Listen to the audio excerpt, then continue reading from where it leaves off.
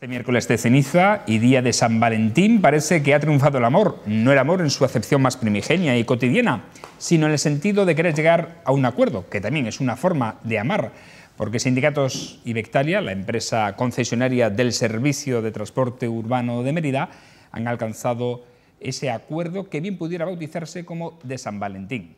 Las centrales sindicales han desconvocado la huelga anunciada para finales de febrero, tras reducir el número de despidos que se iban a producir debido a la remodelación de las líneas que se ha realizado. Este acuerdo beneficia a todos, a la empresa porque reduce su carga salarial y evita pérdidas mayores con la huelga, a los sindicatos porque se salvan varios puestos de trabajo, a los usuarios porque evitan que se corte el servicio y al ayuntamiento porque reduce el ruido mediático de su decisión, que de otra parte cuesta varios cientos de miles de euros al año a las arcas públicas. Al final siempre debemos referirnos al refranero o remitirnos al refranero español, que dice que es mejor un mal arreglo que un buen pleito. La sensatez ha predominado y las negociaciones, y de ello nos alegramos y celebramos ese acuerdo de San Valentín. Buenas noches, bienvenidos a esta picota, la número 725, que retomamos ya en este mes de febrero, tras este largo paréntesis que hemos tenido carnavalero, en el que esta casa Televisión Extremeña les ha llevado el concurso de chirigotas y comparsas del carnaval romano en su plenitud, las 4 semifinales más la final, y de este puente que hemos tenido con el martes festivo del Día del Carnaval. Vamos a saludar en esta picota de los miércoles a quienes nos van a acompañar en este diálogo, en este debate de los asuntos más importantes de la jornada. Juan Viera, buenas noches, ¿cómo estás?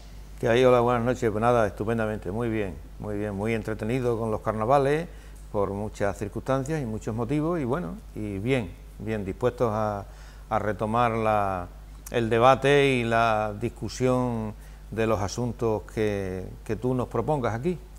Vamos a saludar también a Antonio Vélez, que también es carnavalero de pro. Buenas noches. No obstante, también has salido este año en las letras, no sé si te has escuchado en la retransmisión de Televisión Extremeña, en las letras de algunas chirigotas y comparsas, sobre todo en la Marara, que tú eres mararero. Bueno, la Marara y yo somos ya vieja memoria. O sea, la Marara es un clásico.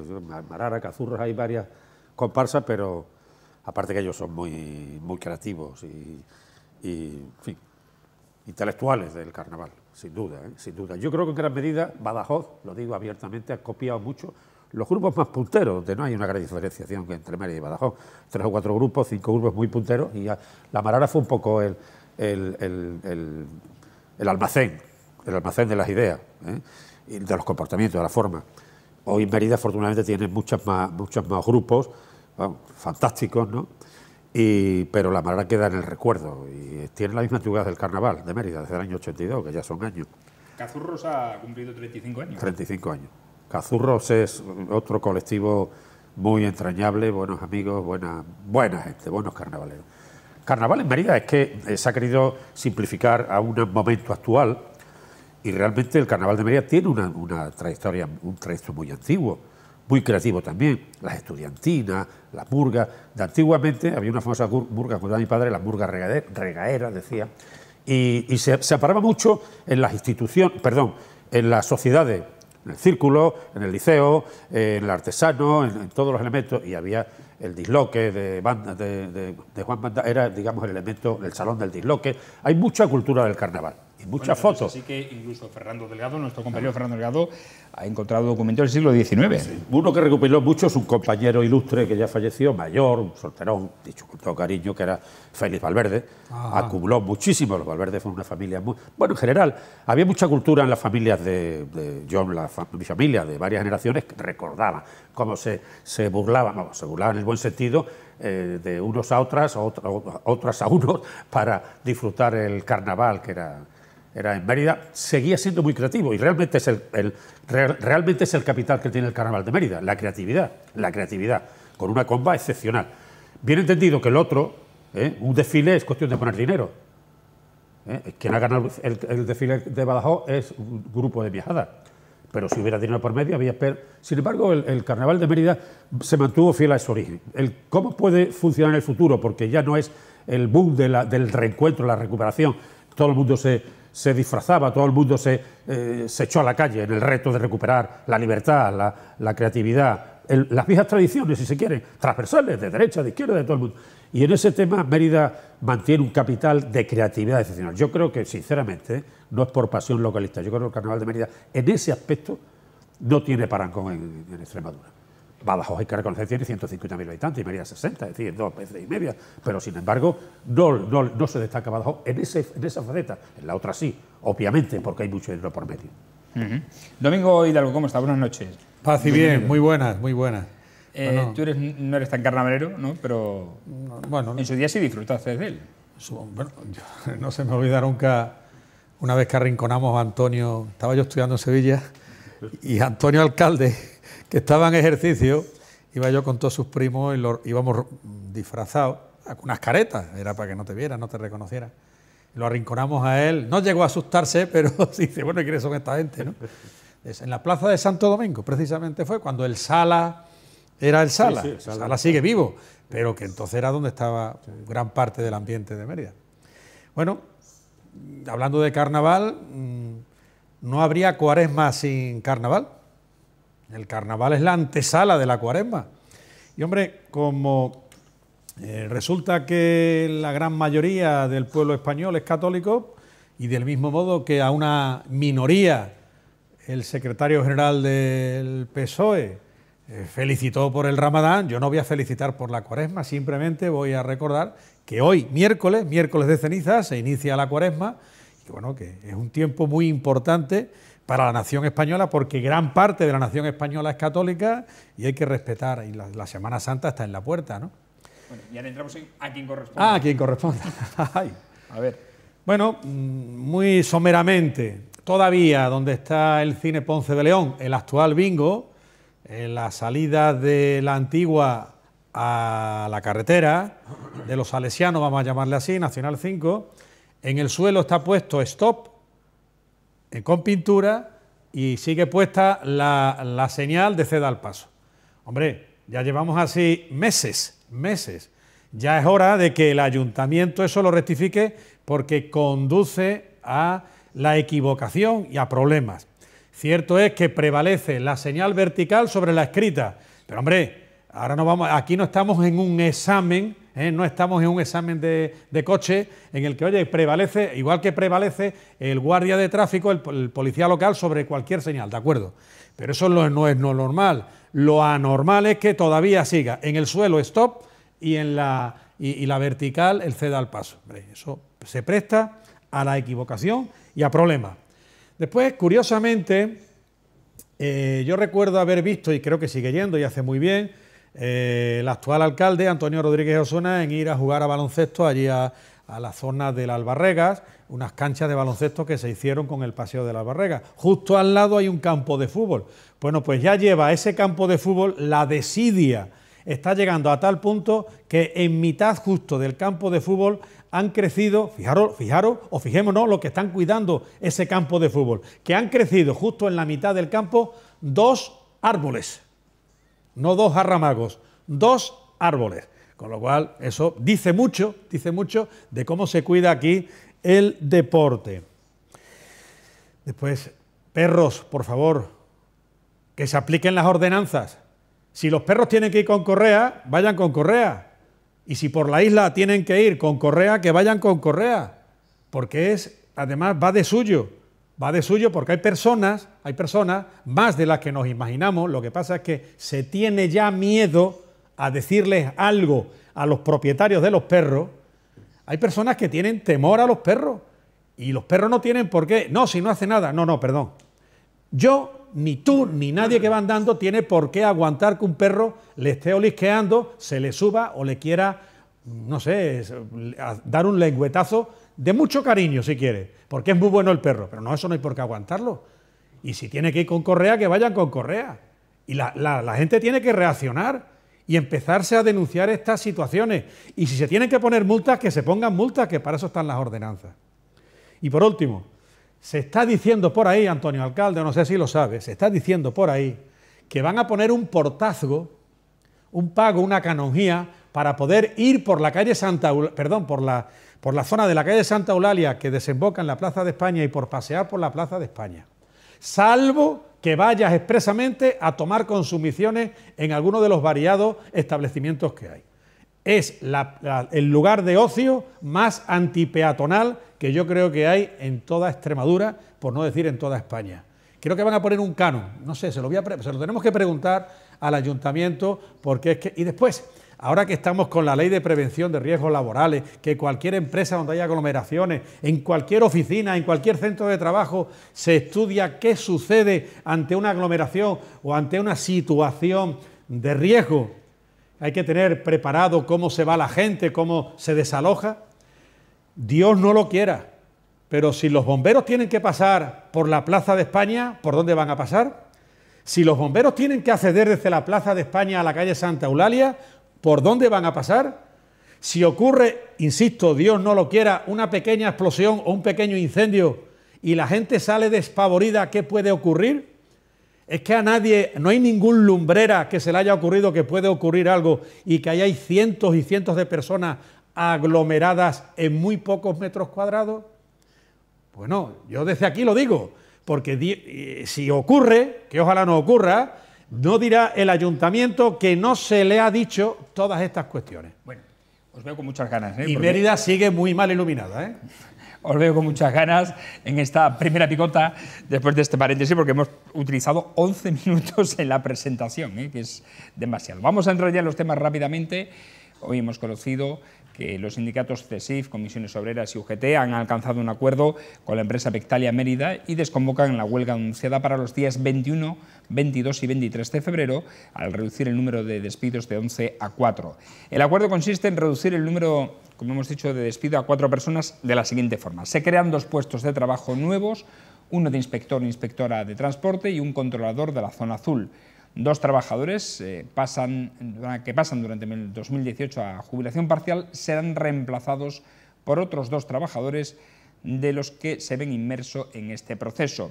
Se abre un proceso de traslado voluntario a una empresa del mismo grupo en Alicante y por cada trabajador que acceda voluntariamente a este traslado se reducirá en otro los despedidos en Bectalia y Mérida. Hasta el momento ya hay un trabajador que ha comunicado a la empresa su traslado voluntario a la sede de Alicante. Se abre también un periodo hasta el día 1 de marzo para que los trabajadores y trabajadoras de la empresa puedan solicitar su pase voluntario a la empresa de Alicante y por cada uno que se acceda a irse se rescata a una persona despedida. De igual manera se abre proceso para que de forma voluntaria trabajadores y trabajadoras de la empresa puedan negociar su salida de la empresa. Cualquier persona que negociase, dice, su salida, rescataría a alguna persona despedida. Por último, hoy se ha procedido a la entrega de las cartas de despido. Pero en origen la noticia es que se anula, se desconvoca la huelga y que se reduce el número de despidos de 11 a 4. Antonio. Bueno, yo en este tema ya he comentado en muchas ocasiones que la privatización del transporte público y en la forma en que se ha hecho aquí, que lo hizo Acedo desde la Junta de Gobierno, es una concesión hasta el año 38, 25 años. Es decir, parece que a la España profunda no se analiza adecuadamente ese tipo de concesiones, que ocupan mucho espacio mediático en Sevilla, en Madrid, corrupciones, etcétera, etcétera, que curiosamente derivan en gran medida de las concesiones, de las contratas o de las concesiones de servicio. Ahí está el elemento leitmotiv en gran medida de las corrupciones y de las bufandas y de las comisiones en fin. En resumidas cuentas, a mí me parece que en gran medida, no voy a decir que no pueda haber un espacio muy regulado del centro, muy pequeño del centro comercial, un tema temporal, junto a los aparcamientos que hay, que en algunos casos también habría que revisarlos, porque claro, la Politécnica era un espacio, la zona del viejo manicomio, del Carmen, del viejo psiquiátrico, era un espacio que en un centro que no hay espacio para los niños, pues, en fin, se ha convertido en un parking. Bueno, cuando había otros parking privados que podían, pero en el caso concreto de la concesión de los parquímetros del sistema concedido a Bectalia, 25 años hasta el año 2038, pues a uno le da la sensación, y lo hemos dicho en algunos momentos, de que es un tema que trasciende en gran medida lo que es el motivo, el elemento, el activo, rodante, que son los autobuses, el tiempo de renovación, que son 8 o 10 años. Esa es la vida útil media de un autobús, en Madrid, en Sevilla, en las ciudades. Que, por cierto, la prestación del servicio público de transporte es obligatorio en ayuntamientos de más de 20.000 habitantes. Entonces, por la ley de base de régimen local. Entonces, y está además subvencionada las pérdidas, en gran medida. Entonces, aquí parece dar la sensación de lo que hay, igual que se ha puesto encima de la mesa cuestiones como la ha pasado el supuesto de Almendralejo, que fue un supuesto con Cofeli, con las condiciones que aquí es una realidad, no es un supuesto, es una concesión por 25 años. Cuando los autobuses, que son el motivo que respalda este tema, tienen una vida útil de 8 o 10 años. Y puede ocurrir también que el elemento de la rentabilidad del servicio, de la gestión, de la rentabilidad, se establezca en base al número de plazas y a la ocupación. Claro, si tú estableces en zonas no periféricas plazas que no se ocupan nunca, eso si es el que marca el equilibrio económico, automáticamente crea déficit. Y lógicamente el ayuntamiento paga. Un año paga 800.000 euros, otro paga 1.600.000 y pico. En fin, es decir, que da la sensación de que es otra cosa. Y en un momento determinado, en el viejo cuartel, donde tienen la base, ahí hubo un negocio de compra-venta de coches. Y se denunció y no pasa nada. Es decir, desde mi punto de vista, yo creo que eso es un abuso. Creo, personalmente, como exalcalde de la ciudad, que es un abuso y que habría que revisarlo. Porque me da la sensación de que eso puede ser otra historia, por encima de la prestación de un servicio público, que dura hasta el año 2038. Y los autobuses se renuevan como mucho cada 10 años, con lo cual que alguien diga si realmente esta es la forma. Yo estoy en total desacuerdo con ese proceso. Creo que la medida en que podía funcionar perfectamente un servicio público de transporte en Mérida no condicionaba, sobre todo porque gran parte de ese déficit es cubierto por la Hacienda del Estado, no es un elemento que tuviera que caer forzosamente en ese sistema de privatización. Y menos en la forma que se ha hecho a largo plazo, que parece más la sensación de mantener un negocio que prestar un servicio a los ciudadanos. Domingo. Bueno, centrándonos un poco más en el tema, sin perjuicio de lo que ha dicho Antonio Alcalde, hombre, que esté en 25 años hasta el año 38, bueno, que se vea lo que se tenga que ver, pero eso es una actuación legal, que nos gustará más, nos gustará menos. Ahora tenemos la de la plaza de Abasto, el mercado de Calatrava, que estamos hablando de, creo que son 40 años. ¿No es así, alcalde? Sí. Bueno, tampoco nos gusta eso. Aquí la clave es un problema laboral. Y yo tengo la impresión que en este problema laboral, de alguna manera, si se ha desconvocado la huelga, y la última noticia que has dicho, director, es que hoy, miércoles de ceniza, inicio de la Cuaresma, se ha procedido cuando se está emitiendo este programa, ya lo habrán hecho, porque ha finalizado la jornada laboral, ya han entregado las cartas de despido.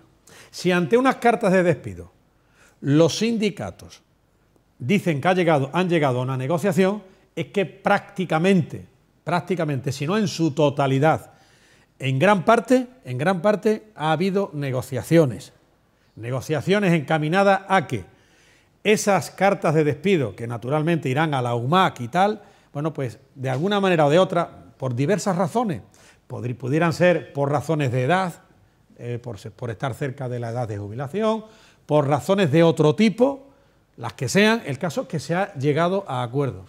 Y muy probablemente, bien en la UMAC, o incluso, si se me apura, en el juzgado de lo social, se llegará a un acuerdo y, bueno, y se rescindirán esos contratos de común acuerdo entre las partes. Dudo que ante esta noticia haya litigio puro y duro, lo dudo.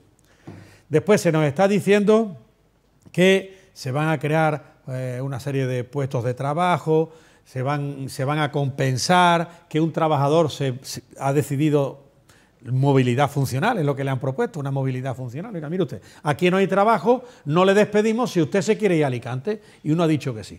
Pero yo, resumidamente, porque hay más temas y más tertulianos, como el bueno de Juan, que tendrá que intervenir naturalmente, pues creo que aquí se ha llegado a un punto de encuentro, y eso siempre es bueno en el tema laboral, llegar a puntos de encuentro, que no llegue el agua, no se desborde. No me gusta, la palabra sangre no me gusta. Que el agua no se desborde, sino que se lleguen a puntos de encuentro. Juan, ¿cómo ves tú esta noticia? Bueno, yo en primer lugar decir que el problema el asunto tiene varias cuestiones, ¿no? La primera cuestión es la relación de la empresa con el ayuntamiento, o sea, se trata de una privatización de un servicio público que es un acto al que han recurrido muchos ayuntamientos para quitarse el mochuelo de encima, ¿no? Y que, como antes comentaba Antonio, en muchos casos pues han dado lugar a casos de corrupción, a situaciones comprometidas económicamente, ¿no? Ese es un problema que de alguna manera está originado por la organización y el desarrollo político de este país, amparado pues en el bipartidismo, amparado en una serie de compromisos históricos entre diferentes partidos políticos, y ese tipo de relación, ese tipo de situación se está viendo cómo se está desmoronando. Lo estamos viendo en Valencia, lo estamos viendo en Madrid, lo estamos viendo en muchos lugares, en muchos territorios de este país, que el problema de la relación empresarial con las instituciones públicas pues está saltando y mostrando la corrupción total que hay, ¿no? En segundo lugar, y que no se ha preservado lo público, al contrario, lo público se ha desprestigiado de tal manera para llevarlo a la necesidad de su privatización. Ese es un proceso que se ha seguido en este país y en la mayoría de las instituciones públicas. En segundo lugar, es la segunda cuestión es la relación que se da entre los trabajadores y la empresa. Yo no sé las causas ni las razones por las cuales Vestalia ha tomado la decisión esta de, en primer lugar, despedir a 11 trabajadores y después, tras un proceso de negociación, a 4 trabajadores. Yo creo que, no sé, probablemente se apliquen criterios de la reforma laboral aprobada en su momento por el Partido Popular, etcétera, etcétera, ¿no? Pero que son situaciones que de alguna manera podrían haberse evitado, ¿no? Ese tipo de despidos y eso, ¿no? Y después la tercera cuestión es el recurso que se utiliza siempre a la creación, a la futura o imaginaria creación de puestos de trabajo para suplir los que se pierden, de tal manera que nos conformemos y aceptemos que eso es una cosa normal que ocurre, el despido, y después la empresa genera puestos de trabajo. En definitiva, yo creo que es un proceso, un elemento más de los muchos que están dándose en este país de despido de trabajadores, y las justificaciones en las cuales se apoyan las empresas, no solamente ya por la cuestión de la privatización a muchos años, sino por otras cuestiones de carácter imaginario, ¿no? Bueno, yo quizás no me he explicado bien, o no se me ha entendido bien, pero puede ocurrir también, no lo afirmo, puede ocurrir que alguien haya dicho cuidado en el jardín que nos metemos, o que os metéis, porque claro, eso es un negocio, si no, no estarían aquí. Una actividad que conlleva un modelo de muchísimas plazas, que muchas no se ocupan, y el equilibrio económico se hace sobre el conjunto de esas 1000 y pico de plazas. Si no se cubren, la rentabilidad, el margen económico, en orden a las previsiones y a priori, no se cubren, y en consecuencia hay que pagar. Si a eso unimos que llevan la grúa,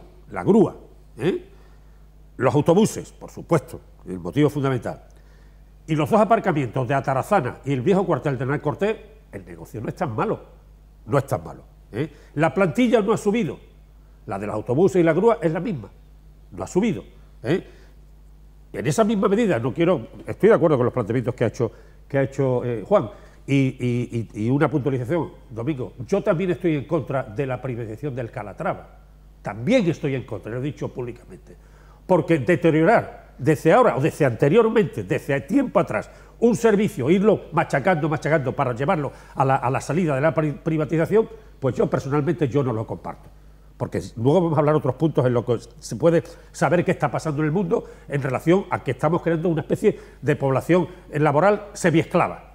Y esto no es la globalización si no mantiene derechos, pero en el caso concreto de Vestalia en Mérida, yo estoy convencido que conviene airear y ver papeles y ver rentabilidades. Porque ya parto de una premisa que lo he dicho, 25 años hasta el año 38, cuando los autobuses duran 8 o 10 años. Segundo, grúa, 2 aparcamientos, etcétera, etcétera, autobuses, yo me parece que es un exceso. Y tercero, porque ya el pliego de adjudicación de entrada parte de una cuestión errónea, parte de una cuestión, desde mi punto de vista, desde mi punto de vista, no lo afirmo, lo sugiero, intencionada. ¿De qué forma? De establecer el equilibrio económico sobre un número de aparcamientos inmensos, que no se ocupan en muchos casos. Casi todas las mañanas Suárez Somonte, entre el cruce del Nueva Roma hasta la plaza del Teatro Romano, hasta la antigua estación de turismo, las oficinas de turismo, está vacía, prácticamente vacía. Es decir, hasta el trenecito. Eso, hasta el trenecito, está vacío. ¿Qué pasa? Pues lógicamente, si tú estableces el equilibrio económico, sobre la ocupación de 1000 o 1000 y pico plazas y no se ocupan, hay que pagar. Y conviene revisar, porque aquí al contribuyente, a los contribuyentes, a los ciudadanos, exigimos de los políticos, los administradores, que defiendan los intereses de los administradores, de los administrados. Y en consecuencia, este es un tema que exige una revisión seria. Sí. Antonio. Vale. Domingo. Que si quiera habla Juan y cierro yo, me da igual. Si tú, no hay ningún, es para no abrir una... Bueno, sí. Perfecto. Es el dilema que ha existido de siempre. Tú, Antonio, alcalde, te viste obligado a hacer concesiones, me refiero a concesiones administrativas, privatizar. O sea, por sí, la privatización no es mala, por sí, lo público... Pero también crea Gumer y Gasmer, ¿eh? Sí, no te digo una empresa pública del agua y del gas. Sin duda. Que se vendió bien vendida. Sin duda. O sea, pero ni bueno ni malo, ni malo ni bueno. Hay determinados tiempos, determinadas épocas, determinados ciclos económicos. A mí, mi opinión personal, creo que lo privado funciona muchísimo mejor que lo público en general, sin perjuicio de que hay cuestiones públicas que están ahí. Vamos a ver, pongamos por caso, en las consejerías, en muchos ayuntamientos, ¿quién tiene que estar? ¿Policía Nacional o Guardia Civil de seguridad o las empresas de seguridad? Es otro dilema. ¿Hacen un bien social, una labor de creatividad y de creación de riqueza y social también las empresas de seguridad? Sí. Es que todo tiene que realizarse mediante, o tenemos que tener 300.000 guardias civiles y 200.000 policías nacionales. O sea, todo en lo público no debe estar. Lo que tiene que hacer lo público... El ejemplo más afortunado, Mico, bueno, dicho con todo afecto. Bueno, digo ese ejemplo como... De puertas adentro, como seguridad. Como hablo... La Guardia Civil no puede estar ahí. Claro, bueno, pues estará de puertas afuera. Perdona, pues de puertas afuera, me refiero en las entradas, el control de entrada y de salida me estoy refiriendo, no a otra cuestión. Uno va a cualquier consejería y hay un vigilante de seguridad, o va a cualquier otro sitio, o a un banco.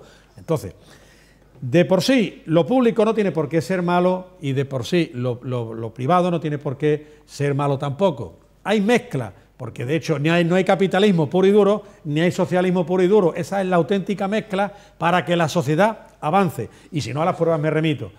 Pues, sí, hombre, ahí está. De hecho, Venezuela, ahí tenemos cómo está Venezuela con Cuba y comparémosla con España, pongamos por caso. Solamente 2 pequeñas comparaciones sin entrar en mucho. Ahora podemos ir al capitalismo de Estado, que es el de China, claro, en el que los derechos humanos y la dignidad de la persona no se respetan, ni los derechos laborales, pues ahí está también. Franco, pero nadie protesta. Podemos discutir ahora de capitalismo. No, nadie protesta. Y termino. No, porque entramos en claro, otro debate. Cuidado, es que todo esto es ideológico. Cuidado, cuando alguien defiende solo lo público o defiende solo lo privado, eso tiene que ver y tiene su razón de ser en la ideología. Claro. Que la ideología no solamente la tiene la izquierda, lo mismo, que hay la no izquierda. Y si se me apura, la derecha, que también tenemos ideología. Aunque se nos pues quiera claro, negar. Claro, hay que exponerla y saberla exponer. Claro. Sin miedo Juan, sin miedo y sin complejo. Es decir, no ser de izquierda no pasa nada. Se tiene tanto derecho a ser de derechas como de izquierda. Pero en esta nación, ser de derecha está mal visto y ser ultraizquierdista e incluso defendiendo dictaduras como la de Cuba o la de Venezuela, se mira muy bien. ¿Qué le vamos a hacer? Eso es lo que hay. Pues contra eso hay que luchar en el día a día, demostrando por los hechos que se puede hacer de otra manera. Gestión pública o privada, lo interesante es que lo público, ahí estoy contigo, Antonio Alcalde, deben controlar la administración, que quien está en una actividad privada, en una concesión, cumpla. Y eso muchas veces lo vemos en tantos apartados de la vida como pueda ser urbanización. Cuando vemos esas urbanizaciones que a los 10 años empiezan a reventarse las tuberías. Hay zonas de Mérida, zonas que no son precisamente de viviendas sociales, que cuando un día sí y otro no, están reventando tuberías, que se lo pregunten a Aqualia. ¿Por qué? Pues porque pasaron los controles. ¿Cómo pasaron los controles? ¿Y quién controla? Ahí sí tiene que estar lo público, en el control. A ver, venga, Juan. Sí, bueno, muy breve. En primer lugar, quien defiende la cuestión pública tiene una ideología determinada, quien defiende lo privado tiene una ideología determinada y quien defiende lo público y lo privado tiene una ideología determinada, que es la ideología de lo privado. Eso en primer lugar. En segundo lugar, en este país, pues lo que tenemos es una ideología dominante de lo privado totalmente, y lo tenemos a través de los medios de comunicación y todo lo demás, que se puede ver prácticamente a la hora de la expresión del voto. En este país, pues bueno, todos sabemos quién nos gobierna. En segundo lugar, en la cuestión de los pseudopúblicos, hay una cuestión muy importante, y tenemos una empresa muy importante en Extremadura que juega con lo falso público, que es Promedio. Yo aún no he entendido cómo funciona esa empresa, porque es una... Empresa de servicio empresa de servicio de la Diputación, pero que se queda con la basura de Villafranca, que se queda con el agua de la fuente, que se queda con la basura de tal, y después subcontrata, o sea que es un intermediario, una empresa que como tal, no conocemos conocemos su actividad en cuanto a que subcontrata todo lo... ¿Y lo subcontrata con la administración o con las privadas? No, lo subcontrata con empresas privadas. Por eso estoy diciendo... Yo me imagino lo que es esa empresa. Por eso te estoy diciendo que que Promedio, que no hemos hablado nunca de ella y que se escucha mucho por ahí, porque Promedio desarrolla su actividad, tal, en fin, hay una difusión mediática muy importante de la actividad de Promedio, pero que yo no sé cómo realiza esa actividad en la cuestión laboral y tal, puesto que es una empresa que se queda con la basura o el agua de tal localidad y después inmediatamente lo subcontrata a Valoriza, a empresas de Florentino Pérez, a FCCC o como sea. Entonces, ¿qué clase de negocio es el que hace Promedio? Porque si yo soy el municipio y le vendo la basura o le vendo el agua por 500.000 euros, después Promedio lo subcontrata por, supongamos, 400.000, gana 100.000 euros limpios. Entonces, ¿qué es Promedio? ¿Y a qué conduce todo eso? Se llama intermediación, ¿no? Sí, eso se llama un intermediario que tanto hemos rechazado en este país, porque realmente son los que se hicieron millonarios, los intermediarios, ¿no?, a través de las empresas de la construcción, etcétera, etcétera. Eso en primer lugar. En segundo lugar, esa actitud está llevando, junto con la privatización, a la evolución de la relación laboral de los trabajadores, porque antes esos trabajadores pertenecían a una institución pública, al ayuntamiento. En el momento que se produce la privatización o la falsa ¿cómo le llamaríamos eso? La falsa actividad pública de esta empresa, los trabajadores, al producir la subcontratación o la privatización, los trabajadores se subrogan, ¿no? La empresa se queda con esos trabajadores, pero ¿qué ocurre?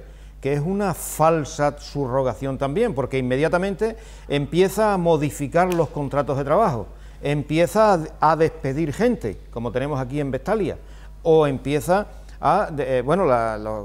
los convenios colectivos pues desaparecen, se pagan los salarios que hay recortes salariales, por decirlo de alguna manera, y tal, ¿no? Entonces, esa es una situación que se está produciendo aquí en Extremadura, no solamente con la privatización de los servicios públicos, sino con la actuación de estas empresas falsas públicas, que falsean lo público, y es hora de que ya se empiece a denunciar, o al menos se conozca y haya transparencia en la cuestión de promedio. Pues tienes toda la razón. Habría que analizar. Es hora de mucho, conocerlo. porque hay incluso empresas públicas de la Junta de Extremadura que han crecido de forma exponencial y sin embargo la tasa de reposición de funcionarios no se actualiza, en detrimento de esas contratas de servicio a empresas públicas. Hasta el punto hay gente, espero no equivocarme, hay gente que está prestando funciones en la administración por cuenta de empresas públicas. Bueno, ¿cómo se llama? Esta que estaba en la calle Anas, Antonio. GPEX, Gisbesa. No, Gisbesa es una, pero GPEX. GPEX. ¿Tiene? Contratas que hace la propia administración con ellos, llevan a gente a trabajar en la Junta. Eso es un maremano, porque después esa es otra. ¿Quién entra ahí? Porque para entrar como funcionario, tú tienes que hacer una oposición. Pero es una forma de entrar en la administración sin hacer oposición. A ti te han elegido. ¿Qué criterio de selección hay ahí? A dedo. Casos de eso conozco varios, ¿eh? No, pues que en GPEX, ahí está. tú y eso, sin embargo, ahí. Eso no se publicita y los medios no hablan de eso. Bueno, por eso aquí sí, a ti te van a acabar censurando, director. Sí, a ti. Y por eso te aplaudo Por lo que has cierto, dicho. Me siento muy honrado con que un concepto que yo he metido aquí sistemáticamente y que me sirve para compararlo con el tema globalizador, tema europeo, en el que al final va a quedar Polonia y toda la ultra intransigente nacionalismo de ultraderecha casi nazi, es el concepto capitalismo de Estado con el que yo he definido China. Me agrada mucho que lo compartamos, porque es verdad. Y China es una locomotora impresionante, capitalismo de Estado. Yo en algunas cuestiones relacionadas con el capitalismo, como por ejemplo el capitalismo de Estado chino, estoy de acuerdo con vosotros, en el resto de las cosas no. Que China, por cierto, en esa entrevista y además, a la que vamos a aludir ahora de Antonio Costa, el primer ministro portugués, en un diario, en el diario ABC, es que no quiero que se me olvide se una habla cosa. Precisamente de la invasión china en Portugal. Y a una pregunta en la que el entrevistador le realiza sobre si teme el gran poder de China que China está ejerciendo en Portugal, el primer ministro habla de que Portugal es una economía pequeña que está abierta a todas las economías, pero ya constituye un peligro para un país. ¿Cómo bulle, con permiso que no cierre Juan, cómo bulle en estos tertulianos el ayuno de 2 semanas? ¿Cómo de pronto? Ya vamos fatal de tiempo. Es una habilidad tuya. El hecho de que China, que en China haya un desarrollo impresionante mediante el sistema, por llamarlo de alguna manera, ¿no? Como capitalismo de Estado, es lo que está determinando, está influyendo para que el resto de los países, como Estados Unidos, impongan políticas de violencia, políticas agresivas, con el objetivo de conseguir de que sus empresas, sus grandes multinacionales, pues consigan beneficios capaces de competir con el capitalismo chino. Todo eso está llevando a situaciones que estamos viendo actualmente, ¿no? La guerra por el gas, la guerra por el petróleo, los tratados internacionales, el TTIP, lo otro, el otro. Todo ello es consecuencia de intentar ganar en el mercado, en la competencia comercial a los países asiáticos que están utilizando el capitalismo de Estado para crecer, pero crecer en beneficio de unos pocos, no en beneficio de la sociedad en su conjunto. De la nomenclatura comunista. Nos vamos a otro tema rápidamente, porque nos gusta mucho hablar del desarrollo ferroviario. Es de los pilares de esta picota. Tenemos aquí un especial de los miércoles. Tenemos aquí a un gran Antonio especialista Alcalde, que ha bebido de la cultura ferroviaria de Mérida, y precisamente cada vez que encontramos algún apunte periodístico sobre este asunto lo rescatamos y lo ponemos sobre la mesa. Y es que en una entrevista al diario ABC, el primer ministro portugués Antonio Costa ha señalado que la conexión con España a través de la alta velocidad es un tema tabú para su país Y lo será, dice, por mucho tiempo. Costa ha dicho que desgraciadamente en Portugal hubo un tiempo en el que el gran tema de diferenciación política entre derecha e izquierda era el AVE, la inversión en infraestructuras y la inversión pública, y ahora dice hay que apartarlo del debate partidista, aunque no cree que se pueda discutir durante un cierto tiempo. De esta manera, y a juzgar por sus palabras, la conexión Lisboa-Madrid por Extremadura tendrá que esperar de la parte portuguesa, y no sabemos también si desde la parte española, porque hasta qué punto podrá afectar esa postura al desarrollo de la alta velocidad en nuestra región, no tanto por los tramos ya comprometidos por el Gobierno, anunciados, como los que se van a desarrollar en Castilla-La Mancha, fundamentales para esa conexión Lisboa-Madrid. Antonio. Pues yo te voy a decir una cosa, yo me siento muy bien reconfortado, muy bien pagado, muy satisfecho con lo que ha dicho Antonio. Pagado no, ¿eh? Porque tú vienes aquí gratis. Déjate Bueno, no, quiero decir... Que así se va a malinterpretar. Reconfortado. Eso sí. Justificado. Pagado intelectualmente. Por una defensa que hemos hecho aquí sistemáticamente en este programa y que están compartiendo afortunadamente mucha gente, empezando por el propio ministro que dijo, es que la Unión es Puerto Llano. Es Puerto Llano, el eje Lisboa-Valencia, va por ahí, el gran eje diametral. Y no tiene desperdicio, el AVE no se va a parar, el tema ferroviario no se va a parar, porque hay una frase subliminal de Antonio Costa en el que dice, un día ya el debate no será unir Lisboa a Madrid. Ese es el debate ahora en Portugal, lo es desde hace mucho tiempo. Desde que Merce Sala, Enrique Barón, los ministros o la presidenta de Renfe, Merce Sala, decía, ¿cómo es posible que se mata en la unión de Lisboa por Badajoz, Mérida, Cáceres? No tiene sentido, no tiene sentido, porque los portugueses no quieren eso. Y dice, un día será el debate, no, el debate de la unión Lisboa-Madrid, no. Y sigue diciendo, sino la vertebración, bueno, que textualmente, un día la cuestión no será la unión Lisboa-Madrid, sino que habrá que mirar la red de alta velocidad desarrollada en gran parte de la península ibérica en la que nosotros estamos fuera. Claro, porque ellos quieren llegar al eje mediterráneo, al eje Perpiñán-Cádiz, por Alcázar de San Juan, quieren ir a Sevilla desde Mérida, no por Faro, quieren ir a Córdoba desde Alborchón, quieren ir a Madrid desde Brazatorta y quieren ir a Valencia por Alcázar. Quieren el eje diametral peninsular. Aquí ha habido ciertas concesiones en Extremadura, lamentablemente, y yo creo que ahí Ibarra, dicho con todo afecto, se equivocó. Porque ellos, para ir a Madrid, por Badajoz, Mérida, Cáceres, se van por más arriba. Porque ellos no quieren ir a Madrid, quieren ir a Madrid, pero sobre un eje diametral grande, que es el único gran eje diametral peninsular. Y quieren incluso que se reactive la Vía de la Plata, que es la otra alternativa complementaria, no principal, que es la que se ha hecho la principal y es la que no quieren los portugueses, porque para eso se van por Zamora o se van por Salamanca. Ellos quieren conectar con el conjunto, y lo dicen aquí claramente, con la malla de alta velocidad para llegar a Perpiñán, para llegar a Portbou, para llegar a París, para llegar a todo el conjunto. Pero una parte fundamental es el eje mediterráneo, que enlaza puertos, y quieren sacar el puerto de Sines, pero quieren conectar con Valencia, con Algeciras, con todo el sistema. Y eso es lo que dice, y eso no es que esté un día, no, esa es la realidad. Esa es la realidad. Lo que pasa es que aquí algunos en Extremadura se han creído que cierto supremacismo localista de la frontera, Badajoz concretamente, otorgaba un potencial de influir en Portugal, que es mentira. Es decir, Portugal, cuando aquí la gasolina era más barata en Badajoz, en Extremadura, en los puertos fronterizos, todo el mundo se venía a cargar en Badajoz, pero llegó un momento que el gobierno portugués determinó un área franca, en el área de Elba hasta Évora, donde los residentes tenían un costo mucho más barato, con lo cual no es verdad que hayan estado en una posición de que, quizás en una inercia desde la vieja división provincial, muy del franquismo, muy del tardofranquismo y del viejo franquismo, daba una sensación, como igual que te daban los pases para pasar a Portugal, los visados, que había un factor dominante desde nuestra vieja capital provincial. No es verdad. No es verdad, aquí lo ha dicho Antonio Costa, para que se entere el presidente de la Junta, se entere el anterior presidente de la Junta, que se equivocaron ahí. Porque el gran eje que quieren los portugueses es el eje Lisboa-Valencia, por Mérida a La Serena, y seguir luego por Cáceres, hacia Plasencia, hacia Zamora, hacia Gijón. Eso es lo que quieren, una vertebración global del sistema ferroviario ibérico. No dice portugués ni español, ibérico.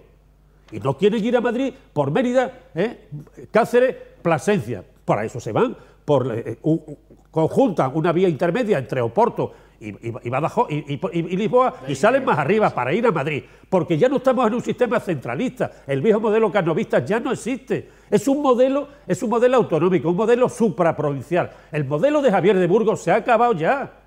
Y algunos se creen que no se ha acabado. Y esto hay que decirlo desde esta tribuna. No tendremos una gran audiencia, pero sí tenemos opinión, porque yo de la cultura ferroviaria que puedo tener no es mía, me la han transferido mis mayores, yo tengo muchos ferroviarios, y en Mérida habría una gran cultura ferroviaria, y talleres de tal. En MZ, Madrid, Zaragoza, Alicante, tenía aquí los talleres, y en Mérida trabajaban cientos, más de 1000 que de cientos, ¿eh? Y entonces, es decir, tú te vas a hacer ahora un taller y vas a crear una dispersión del viejo eje del encuentro de los ejes de simetría, que es el nudo ferroviario de Mérida. Más bien, Aljucén, curiosamente, y es un pueblo inhabitado, una estación. El término de Mérida, ese es el nudo, la estación de Aljucén, puente de hierro, Aljucén. Entonces, cabeza de Aljucén. Pero, es decir, no hay nada nuevo bajo el sol en los viejos caminos de los caminos de hierro, del caballo de hierro. Es mentira. Tú no puedes dispersar un viejo nudo de encuentro que es el de Mérida. Y todas las tragedias vienen por ahí, porque se tenía que haber activado la llegada, desde que estuvo el AVE hecho en el año 91, haber llegado a Brazatortas, a Puerto Llano, y luego no dejar que se cerrara la vía de la Plata, ni dejarla que se convierta en un pasillo verde. Pero Antonio Costa Gómez lo dice claramente. Nosotros, se va a producir un debate. El problema que es esto, que nosotros no queremos, no es un problema de llegar a Madrid, digo a Madrid, claro que no es el problema. El problema es vertebrar la península ibérica con todos los sistemas ferroviarios, todos los caminos. Y los caminos están en el gran eje diametral, es el que va de Lisboa, por Badajoz, Mérida, La Serena, a Puerto Llano. O sea, perdón, a Ciudad Real, a Puerto Llano. Y ahí vas a Madrid, en la mitad del trazado, y vas hacia el sur, y vas al Alcázar de San Juan, y en Alborchón te vas a Córdoba, 130 kilómetros de nada, y te metes en toda la Andalucía oriental, en toda, en Granada, Jaén, la de Dios, perdón, porque de Córdoba a Málaga hay un AVE por el Chorro, por Antequera, que tarda el trayecto más bajo 50 minutos, 49 minutos. O sea, imagínense de la posibilidad de que todo el trayecto, la interrelación con la Costa del Sol, Málaga, capital de la Costa del Sol, con casi 1 millón de residentes, en todo, desde Sotogrande hasta Almería, puedan venir a Mérida en 3 horas, al centro de la región, que es Mérida. El centro viario de la región se llama Mérida, porque inciden las 2 autovías, la Lisboa-Madrid y la Sevilla, la Cádiz-Sevilla-Gijón, la otra, Salamanca, eso. Aquí, y ahí están los ejes ferroviarios, no en Mérida, gran parte en la cabeza de hierro, en Aljucén, en la estación de Aljucén, al lado de la fábrica de harina de los Galanes, de la Antigua. ¿Qué historia contamos aquí? Y ahora vamos a hacer un taller a Badajoz. Potencie usted su ferrocarril, que está en Mérida. Y el ministro de la Serna lo ha visto claro, porque con 90 millones llegamos a Puerto Llano mañana mismo en un 180. En un 200, y lo van a electrificar, claro, y eso es lo que dice Antonio Costa Gómez, que ya no se trata de llegar de Lisboa a Madrid, se trata de vertebrar el conjunto con todo el sistema, y eso es lo que hay que hacer, y eso es lo que hemos defendido en esta tertulia, en esta humilde tertulia algunos. A ver, sí, bueno, yo entiendo que en resumen es lo que está comentando Antonio. Y bueno, se desprende del escrito que Antonio Costa, el primer ministro portugués, pues da a entender que hay que olvidarse del AVE Lisboa-Madrid durante un periodo de tiempo. Que ellos ahora están más centrados en la realización de la planificación, una planificación financiera que depende de Europa, y que para esa planificación financiera pues necesitan a la derecha y a la izquierda.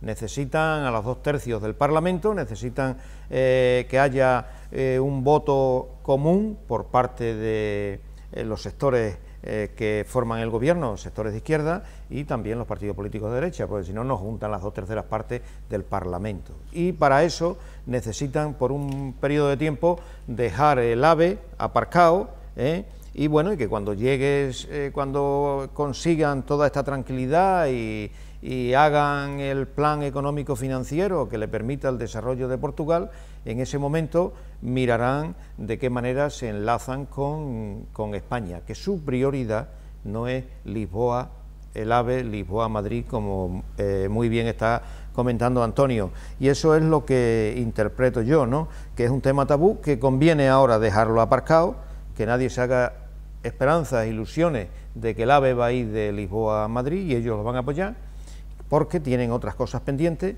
que el AVE crea una división entre la izquierda y la derecha y ahora no interesa esa división. Y por tanto... ¿Pero crees que influirá en el desarrollo de la alta velocidad de Extremeña?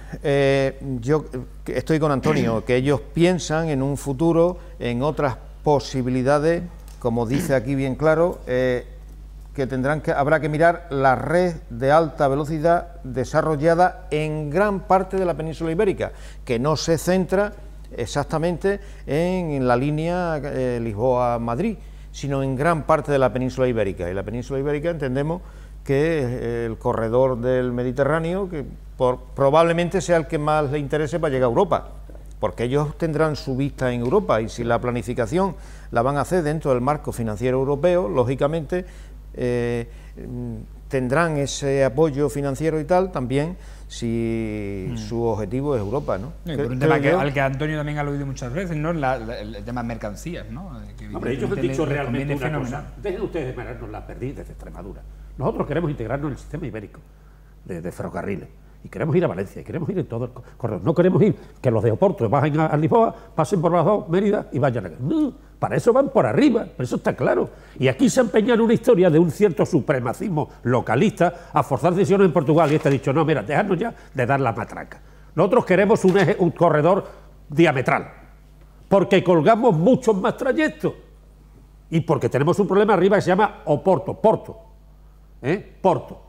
Y entonces tienen que compartir, para ir a Madrid comparten la distancia, y para ir a Europa, para ir de Madrid y Lisboa comparten la distancia, Antonio, y no tiene que venir pum, es que son unas tonterías. Para ir a Europa tendrán que ir por allí, claro, ¿no? Y sin embargo yo dije, mira, yo apuesto otra cosa más sencilla, basame más el diablo por viejo que por diablo, y por experiencia. Si mañana el planteamiento que se hace es lo que ha hecho Íñigo de la Serna, ha hecho pum, por supuesto, con la presión que se ha hecho de Extremadura, llegar a Puerto Llano, 90, 100 millones, 300 y pico electrificados. Los portugueses dicen chapó, yo sé, lo conozco porque tengo recuerdos al respecto. Y puedo un día sacar otras cuestiones, otros recuerdos de compromiso, de cómo se pactó el pantano de Alange en cuanto a su uso. Un acuerdo no escrito, lo podemos hablar. Pero en este tema lo tengo muy claro. Mercedes Sala, presidente de RFE. Antonio, ¿cómo es posible esto? Yo estoy convencido que ellos han dicho, mire usted, se acabó la historia, hombre. Déjennos, que nosotros queremos conectarnos con el sistema ferroviario ibérico, hombre.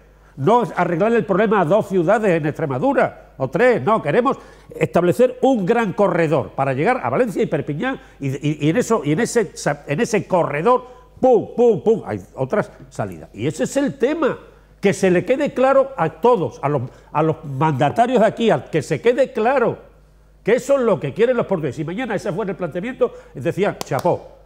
Si el ferrocarril no es un problema de derecha o de izquierda, será un problema de fondo, según cómo se quiera financiar, y son sistemas de reformismo, de inversiones, en fin, que yo eso Antonio, dudo mucho que ese sea el problema. Él lo ha dicho muy claro, léase esto de verdad. Antonio, una pregunta. Con el permiso de Domingo, sí, una pregunta, rápido, Antonio. Juan, Domingo pendiente. Desde Madrid, el paso a Europa es dificilísimo, ¿no? No hay una línea, ¿no? Luego tienes que ir a Valencia, es un desastre. Vamos a ver, si ves la península ibérica, el único gran eje diametral, sin pasar por Madrid, pero llegando a Madrid desde Brazatorta, es el Lisboa-Valencia, por Mérida, Badajoz, Mérida, La Serena, a Ciudad Real y Brazatortas y Puerto Llano. Ya está. Venga, eso está claro. Domingo, perdónanos. Con las intervenciones que ha habido, yo saco las siguientes conclusiones. La primera, que como siempre, la partito sindicatocracia se ha reído de la nación española y del pueblo extremeño, que naturalmente formamos parte del pueblo español, de la nación española. Aquí empezó la batalla política con el lío del AVE en los años 90. Aquí se ha dicho una retahíla de mentiras a lo largo de más de 20 años, que ahora estamos viendo los resultados, porque ha sido una retahíla de mentiras muy lamentable, pero muy costosa. has dicho, Juan, marco financiero europeo. Yo lo voy a traducir a la pata a la llana. ¿Quién paga esto? Realmente, ¿quién paga los trenes de alta velocidad, los AVE? Europa, no nos engañemos, lo paga Europa, ni lo paga Extremadura, ni lo paga el Estado español, lo paga Europa. Y ahora ha salido el primer ministro portugués diciendo, momento, que algo tendremos que decir. Porque aquí la idea base era, vamos a unir las capitales europeas por la alta velocidad. No nos engañemos, que no se pretende unir Madrid con Badajoz, ni con Mérida, ni con Plasencia, ni con Cáceres, que no, que somos apeaderos para el AVE, que la unión es Madrid-Lisboa, para que alguien de Lisboa pueda ir vía Madrid a París y a cualquier otra capital de nación europea, de los diferentes, y a Valencia, correcto. ¿Qué es lo que pasa ahora? Que los portugueses no son tontos, los queremos hacer tontos, pero no son tontos. Dice, hombre, ahora resulta que España, excepto en su parte trasera, que es Extremadura, está preñada, está llena, está embarazada de líneas de alta velocidad. Dice, ahora ve por dónde nos unimos, por donde más le convenga a Portugal. A lo mejor ya no le interesa a Portugal hacer Lisboa-Badajoz, a lo mejor a través de Oporto, pues se unen a otra de las líneas de alta velocidad que ha llegado a Galicia o que pueda llegar a otros puntos de limítrofes con España. Entonces, ahora mi pregunta es, ¿qué vamos a hacer nosotros? Bueno, lo aprovecharemos, pero eso es como el que tiene un transatlántico para 4 personas. O sea, ¿el AVE Madrid-Badajoz va a valer para algo? Honradamente. ¿Va a valer para algo si no llega a Lisboa? Luego, entonces, aquí se han reído de nosotros y lo que hemos hablado antes, aquí se han movido muchos cientos de millones, miles de millones de euros en estas construcciones que se están haciendo para reírse de nosotros. 20, 30 millones Y se siguen riendo de nosotros. Y claro, eso es, ¿no? ha tenido que venir el presidente, el actual primer ministro portugués, António Costa, a decirle, oye, ¿de qué vais vosotros? ¿De qué vais? Y ahora ya parece que por fin, como dice el cuento ese, de el rey, alguien tendrá que decir que va desnudo, hombre. Vamos ya a decir a España, vamos a decir que las 17 pirañas, los 17 sistemas autonómicos son 17 pirañas económicas, porque el dinero que se ha echado en lo del AVE para que ahora resulte lo que está resultando, que la función que tenía de llegar a Lisboa no sabemos si va a llegar o no, y entonces, ¿qué? Claro, pero los portugueses añaden más, es que los portugueses pueden ir desde Lisboa a Madrid por Puerto Llano, pero van a muchos más sitios que por el trazado que viene aquí. Ya está, esa es la historia. Bueno, eso es lo que quieren. sobre todo las mercancías, y cuando mercancías. no se lleven la vía, no sé si os habéis enterado que en el tranvía de Alcalá han desaparecido, han robado 400 metros de vía. Madre mía. Digo yo que para... Eso no se lleva en el bolsillo, ¿eh? Para robar 400 metros de vía del tren de Alcalá... Y en una Renault 4 tampoco, ¿eh? De Alcalá de Guadaira, en Sevilla, entre la Barrilla de la Liebre y el viaducto de la autovía lo sabía, S40. Son sitios... A ver cómo... Sitios Hace mágicos. falta una infraestructura importante para llevarse 400 metros de vía. Eso porque no han buscado convenientemente a los guardias de seguridad de la zona. ¿Sabe lo que digo, verdad? Bueno, Hay que nos buscar vamos. siempre los sistemas de seguridad. De esta adecuados. forma simpática, aunque evidentemente nos hace pensar qué ha pasado ahí con esos 400 metros de vía. Esperemos que aquí no nos pase lo mismo después de Se han ser llevado tantos años. los raíles Han y llevado todo. los raíles 400 Oye, metros. cada raíl son 20 metros. Y además han llevado todos los que eran línea recta. ¿Son del AVE o de un No, de tren un tranvía, normal? es un tranvía. Ah, perdón, un tranvía. Un tranvía. Sí, un tranvía, Sí, sí, sí, un tranvía de Alcalá, interurbano, exacto. Y una mochila. Y además un tranvía interurbano más difícil todavía, ¿no? Porque ayer tiene venía- más ayer- visibilidad, está más a la vista, ¿no? Ayer venía en el ABC de Totalmente. Sevilla. Sí, es cierto. Bueno, nos vamos, no hay tiempo para más. Agradecer, como siempre, a nuestro picotero de los miércoles su presencia e instarles a la próxima semana una nueva edición de Hablaremos de la ley Picota. electoral la semana que Hablaremos, viene. pero hemos estado La tan semana que viene, la entusiasmados, lo semana hemos que cogido con tanta fuerza que no nos ha dado Si tiempo nos de sacas para hacerlo. productos, Fran, nos sacas para productos como hoy. Domingo, hasta la próxima Muchas semana. gracias. Antonio Vélez, Paz y hasta la bien. Es un próxima semana. placer estar con vosotros. Y Juan Viera, lo mismo, hasta la próxima semana. Y a ustedes agradecerles, como siempre, su atención, recordándoles que estamos en las redes sociales, en Facebook, en Twitter, en YouTube y también en Instagram, donde le informamos prácticamente el minuto de lo que sucede a nuestro alrededor. Le instamos a una nueva edición de En la Picota. Hasta la mañana jueves. Buenas noches, que sean felices.